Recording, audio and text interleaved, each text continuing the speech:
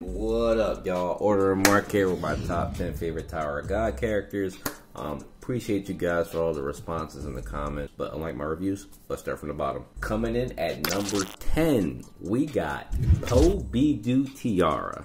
Now, if you guys go back, you look at my reviews, you should already see that Tiara has a couple thumbnails. She is one of my top characters. That is my girl. Now, to be fair, this spot used to be held by Yori, but Tiara is more my type of character. 1, she's attractive. 2, she's smart as hell. 3, she's crazy. Alright, I like crazy. It's in the title of the video. No, seriously. The type of characters that I really enjoy are the characters who can talk shit, back it up, and are a bit like unhinged. Like, she's popping people's heads open. Her power is still a huge mystery.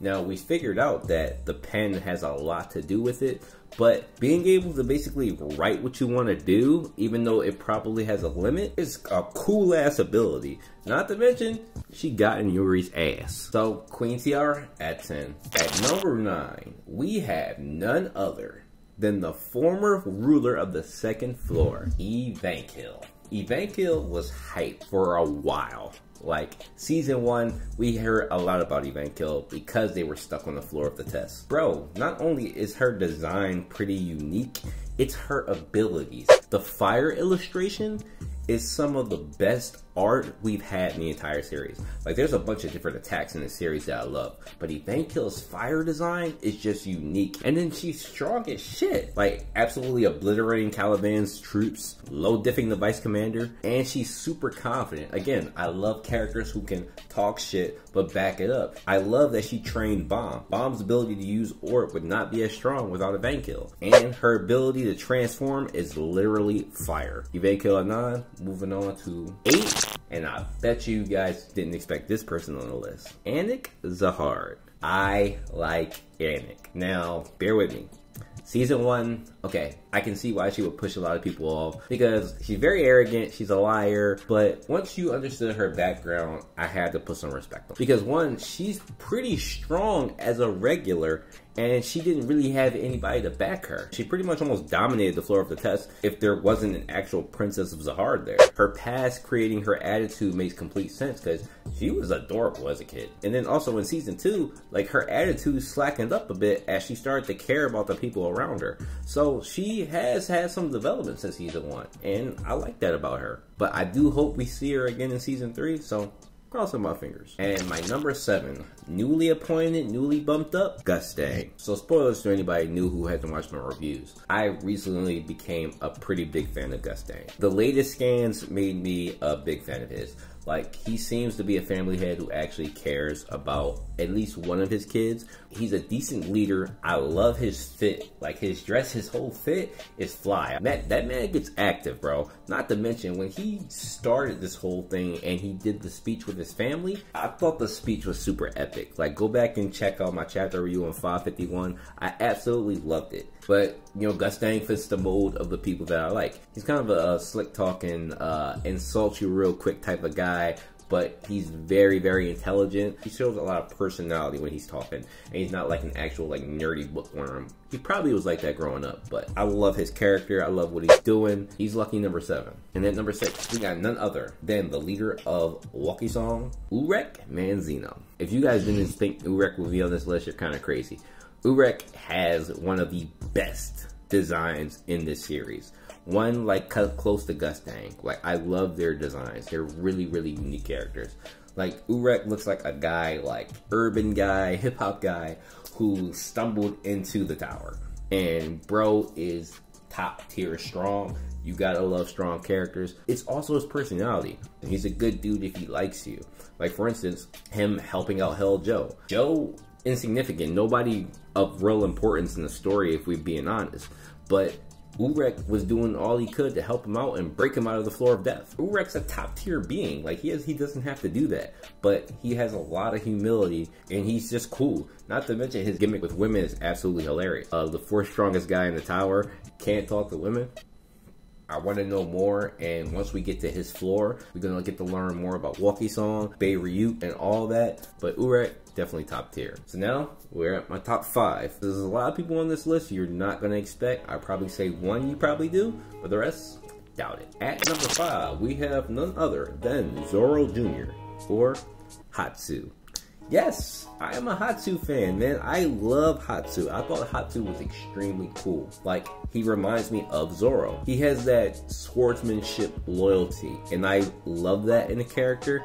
Now, while in One Piece, Zoro isn't necessarily my favorite character, Sanji is, but I love the loyalty swordsman trope. Like, that is such a cool thing to me, and I'm glad that we have that in Tower of God. And Hatsu is very loyal to Bomb. Even though he's just a regular, he's still willing to put everything on the line to help his friend. But he's along that line of the problem that we're having in Tower of God right now, which is the whole thing with power. By the way, there's a huge problem in Tower of God right now with how far Bomb outclasses the rest of his friends.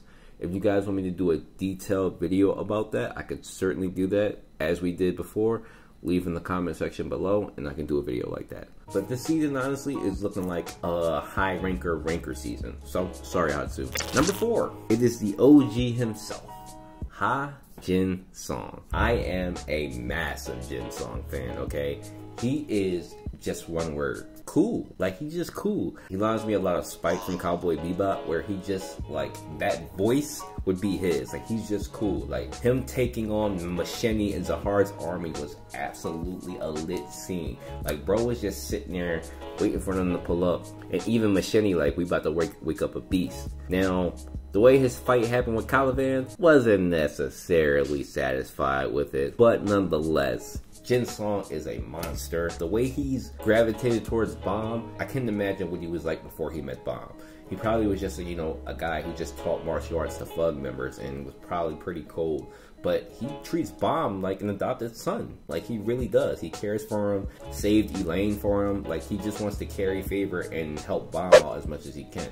And I appreciate that, as Bomb has mentors, but this one is like mentor / godfather type thing.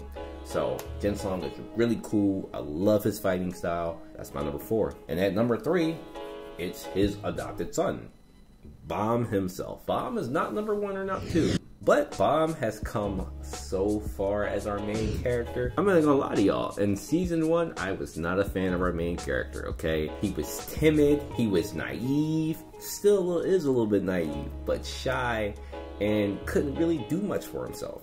Walking into season 2 in the workshop, he got better, he got stronger, and his name was getting out there. I actually don't even consider that version of Bomb. I called that Bomb vile, as everybody else did. He was just like vile at the time. And when he cut his hair, then he came back to Bomb. Love Bomb's character now. He can behave naive now because his strength is just ridiculous. Even if he's naive to people's plans or whatever they may do to him, it doesn't matter. It's like, bro is so strong now. Okay, you tricked me, but you can't beat me in a fight. So it doesn't matter. His growth has been nuts. I also love the addition to his character we've gotten from when he beat White. He gained a little bit of arrogance to the way he fights people. Like when he beat Ren, and personally, the fight with Ren was a personal fight. Like, Ren has been trolling us since season 1, so he deserved to have the shit talk to him. But Bomb talking that shit was hype. But he is my number 3. Number 2. It is none other than Rack Race Racer. Of course it's Rack. I've mentioned this before. Back in the reviews when we first seen Rack after the hiatus, I mentioned in the review that Rack was one of my favorite characters in the series. That stands. Rack is my second favorite character. He brought the absolute comedy to the series for me. Like, his turtle gimmick is hilarious, dude. Like, who does not enjoy that? Purple turtle, red turtle. Bro, you're an alligator. I love that about him. Now, again, he faces the same problem everybody else does. He's a little bit outclassed by our main character. However, we did get an impressive feat of him destroying Holland's anima. And I know that's some mixed reaction from that because people think that he's ranker level for doing that. CU has a lot of work to do with a lot of our side characters and putting them in the proper place. And I will say, I hate small Rack. Like, the reason why Rack isn't my favorite character anymore is literally because he's tiny.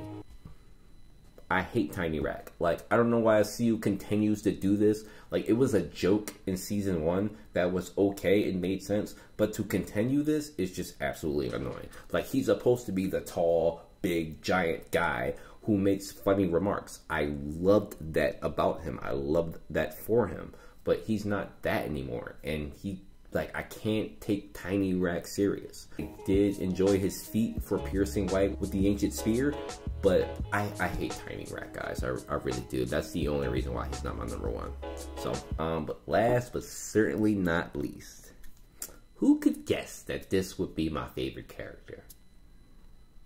It is none other than the undisputed King of the Tower, King Zahard, Jihad, whatever you want to call him. That is my number 1 character. I love Zahard. It is absolutely fair if you don't like Zahard as my number 1 character, because we don't know enough about him, so how can I make a judgment about him? That is perfectly fine. The thing is, the list is subject to change. I think that CU has done an absolute fantastic job of making Zahard an enemy. Like, the best antagonist of any series I've ever read.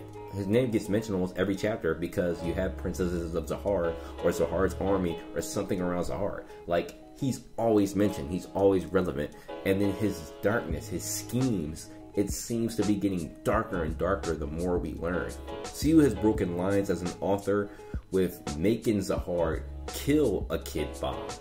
Like, that's breaking a line that a lot of authors aren't willing to cross. That just shows the darkness in the character that is our villain Zahard. I love the mystery behind him. I love everything behind him.